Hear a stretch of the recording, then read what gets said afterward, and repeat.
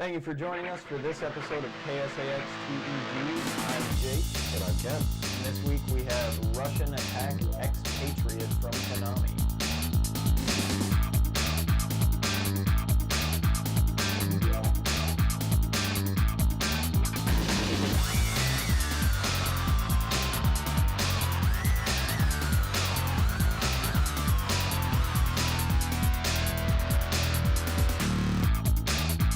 So today we have Rush'n Attack Ex-Patriot for this one with the Xbox Live Arcade and also available on the PlayStation Network.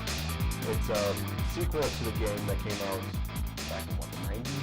For the Nintendo Entertainment System? Yeah. And I didn't play it back then, but I hear it's okay as far as those kind of games went. Well, I mean, back then, it was really cool. You could jump and duck under and over bullets. But you start off with just a knife and pick up guns as you go along. It's really not a stealth game by any means. It's just kind of a fast-paced side-scroller. You have guys running at you all the time, and, you know, it was fun for an NES game. Mm-hmm.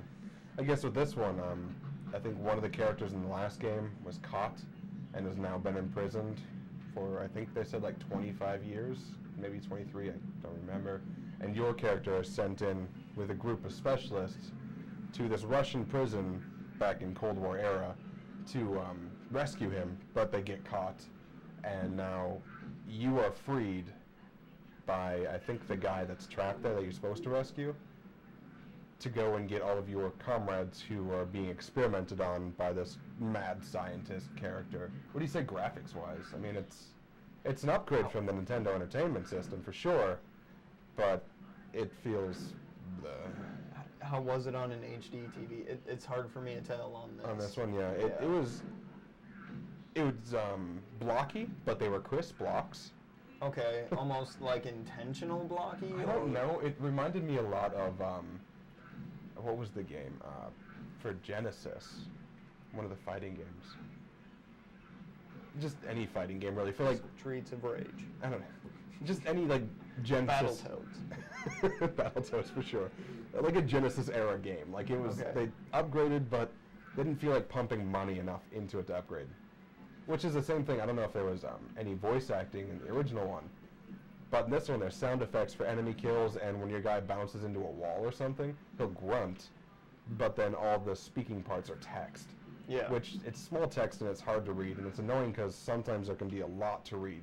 Yeah. When you're trying to do dramatic cutscenes, and you're like, I'm just going to skip through all of this anyway. Can't really suck you into the moment when No. there's no music, no voices. It really draws away from it more than anything. The controls, I had a few problems with. Yeah.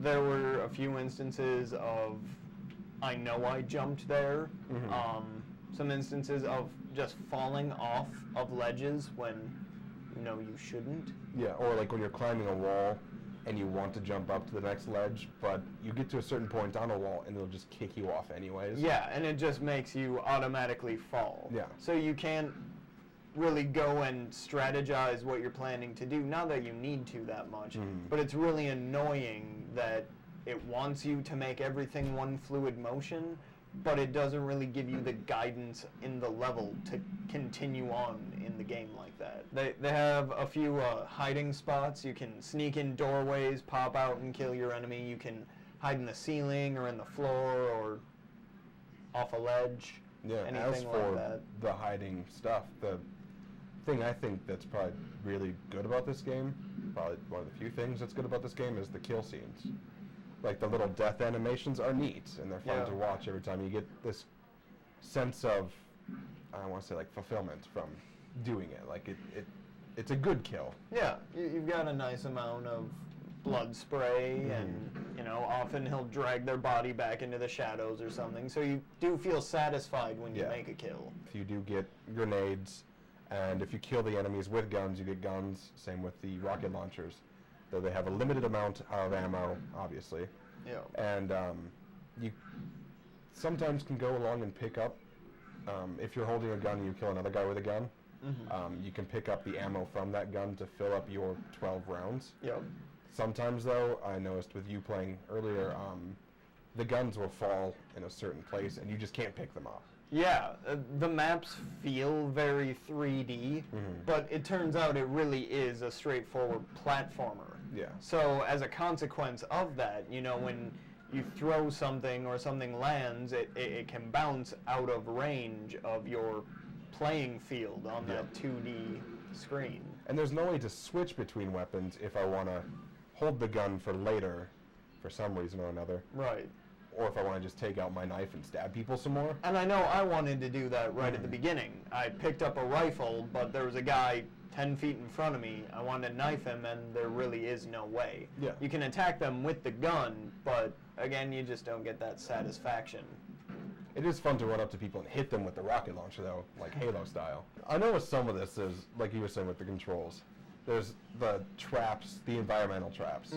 Like, the fire doesn't seem to do a whole lot to you, which doesn't make a lot of sense to me, but for some reason in Russian prisons, I guess because OSHA just isn't around in this time, there's radioactive water everywhere. And I feel that if I fall into it, I should be able to swim a little bit to get out of it to a ledge or something, but it's right when you fall into it, like your toe touches it, and you die instantly.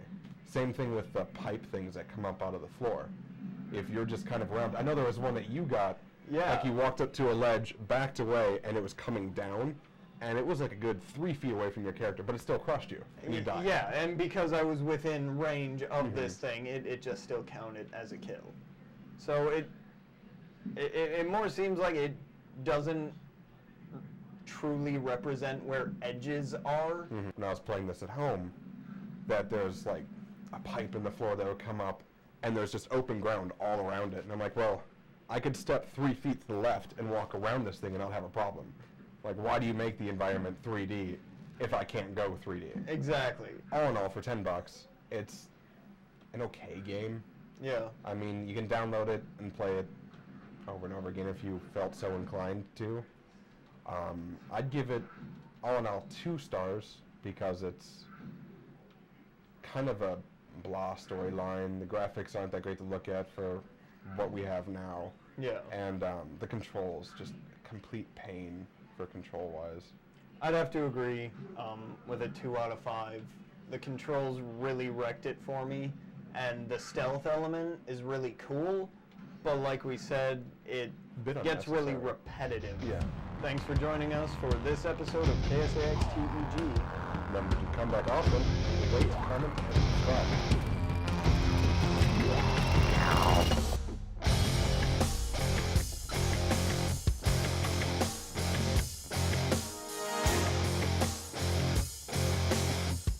The views of this video are not necessarily the views of Hubbard Broadcasting or its affiliate stations. Almost the entire game is about stealth. Unless you play Jake, who doesn't like to do stealth. And after like 10 minutes, he's running around stabbing everybody. They call it Rush'n Attack. I get excited. Good point. KSAX-TEG is brought to you by Guerrilla Games in St. Cloud and by Play and Trade in Baxter.